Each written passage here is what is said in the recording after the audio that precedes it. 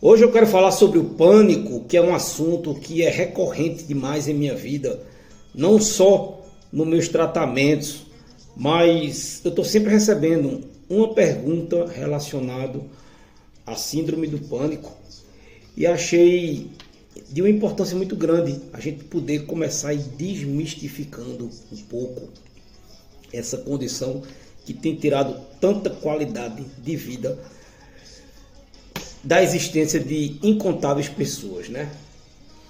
E é bom quando a gente toma o conhecimento, seja através da ciência, seja através da literatura, porque a gente não pode negar que o ser humano ele é biopsicossocial.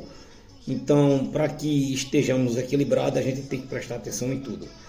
Nas coisas que a gente consome materialmente falando, mas também as coisas que a gente consome subjetivamente falando, tá bom? Eu sou sempre defensor de que é importante a gente dar atenção ao fármaco, mas a gente não pode abrir mão da terapia. Ao longo das perguntas, em algum momento vai ter essa reflexão e a gente vai poder junto caminhar e ir compreendendo. E em outros dias da semana eu vou postando mais perguntas e mais respostas, visto que não é em poucos minutos de um vídeo que a gente vai sanar tudo, e também não quero que esse vídeo fique muito longo, tá bom?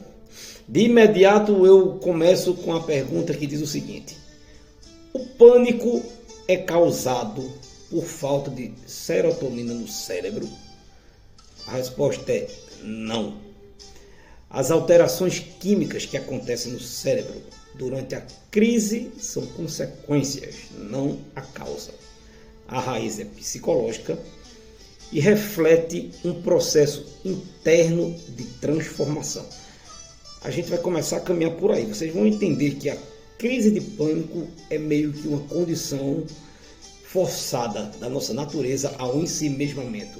A gente visitar locais lá dentro da gente que está precisando de atenção. Ou acúmulo de bagaceiras em gavetas lá que precisam ser limpas no nosso interior. A outra pergunta é: os remédios curam a síndrome do pânico? Curar, não. Eles aliviam os sintomas e reduzem o ruído da crise, mas não trazem o amadurecimento emocional. A verdadeira mudança vem da terapia, onde a reflexão e a autoobservação permitem compreender o sentido da crise e transformar a tua relação com ela.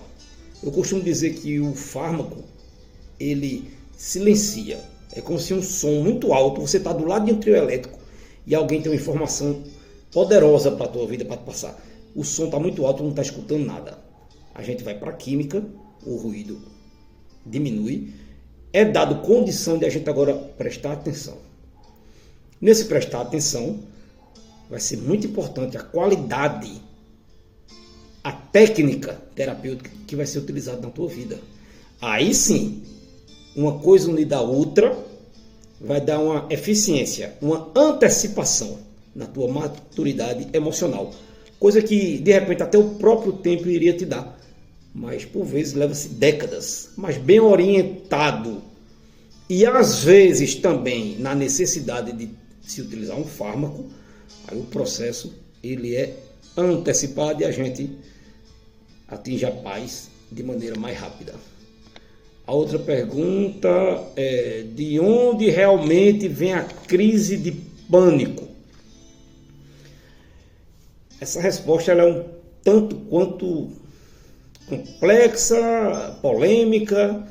Eu sigo a linha de que ela nasce no nível mais profundo da psique, que não é um defeito do corpo, mas um chamado da mente para uma mudança e crescimento interior. Foi mais ou menos o que eu falei lá no início. É quando a gente está acumulando muita coisa, está com excesso de externo e muito pouco interno. Muito pouco visitado. A gente está acumulando muito no de fora. A gente está com pouca intimidade com a gente mesmo. É aquele tipo de vida em que a gente, quando vai dormir, fica de noite rolando de um lado para o outro na cama, fazendo hora extra da vida, querendo resolver naquele momento que a gente está deitado, que era para estar dormindo, querendo resolver as nossas mentiras contadas ao longo do dia. Mas o corpo não mente, a natureza é perfeita e a gente pode até se fazer que fugiu da realidade, mas a gente não tem como fugir das consequências de ter se esquivado dela. E é daí que eu defendo que vem a nossa crise de pânico. É acúmulo de externo, muito eu mal resolvido. Felicita-se. Se a natureza faz isso com a gente, é porque as coisas têm solução. E quando a gente não sabe dar a partir da gente, o corpo vai lá e nos força. A outra pergunta é: a crise de pânico é perigosa? É uma resposta também um tanto quanto delicada. Por quê? Porque, dependendo da crise, ela de fato vai modificar. O seu equilíbrio, seus sinais vitais vão estar todos destrambelhados. Mas, apesar dos sintomas intensos, taquicardia, falta de ar, sensação de morte, ela não significa uma doença física. É um movimento psicológico de interiorização, como eu já falei, que pode se tornar libertador, quando bem compreendido, quando bem orientado. Quando a gente consegue aproveitar esse momento e prestar atenção no nosso próprio corpo. Como é que ele se comunica com a gente? Que tipo de pensamento a gente está tendo? Que gatilho trouxe isso? Saia dessa viagem interior melhor, se conhecendo bem melhor. Você vai de repente sair dessa posição de vítima, que tem medo dessa experiência, para ser uma pessoa até grata por ter dito, ainda bem que socorreu. Foi uma chance incrível de eu me conhecer. A última pergunta do dia é: existe saída sem depender apenas de remédios? E a resposta é sim. Quando a terapia ajuda você a entender o verdadeiro sentido da crise, o medo perde a força.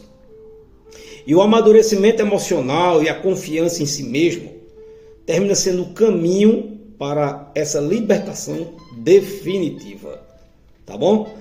Então, quando a crise bate na nossa porta, ao invés de a gente só reclamar, ou ter medo, ou querer antecipar esse presente que a natureza nos dá, nos forçando a uma autoobservação e a um autoconhecimento, usa as ferramentas a teu favor e aproveita e sai de lá muito mais conhecedor das coisas, como funcionam aqui dentro.